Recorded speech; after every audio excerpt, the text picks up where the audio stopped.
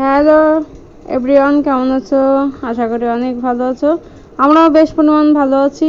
আমি এখন খাচ্ছি বিরিয়ানি। তো অনেকদিন যাবৎ আমার মন বিরিয়ানি খাইতে ইচ্ছে করতেছিল, কিন্তু তো তার বাবাকে বলতে পারছিলাম না সময়ের অভাবে। তো যাই হোক, হঠাৎ করে সে বিরিয়ানি নিয়ে বাসায় হাজির, আর আমি তো দেখে চমকে গিয়েছি, কারণ আমার মনটা খুব বিরিয়ানি খাইতে ইচ্ছে করছিল। তো যাই হোক, পাওয়ার পর তাড়াহুড়ো করে খেয়ে নিলাম, আর মেয়েকেও একটু অর্ধেক দিয়েছিলাম। তো যাই হোক, আমরা তিনজনে মোটামুটি বিরিয়ানিটা খাইছি। বেশি তো আমি খাইছি, মূলত এটা আমার জন্যই আনছিল। আর তাছাড়া আমি মুরগির মাংস খাই না, তো তার বাবা তো মুরগির মাংস খায়। ওরা প্রায় গেলে মুরগির মাংস খায়, কিন্তু আমার আর মাংস অতটা খাওয়া পড়ে না। খাসির মাংস খাই যে সমস্যা হয়, এই জন্য তারপরেও মাঝে সাঝে খাসির মাংস খাওয়া পড়ে।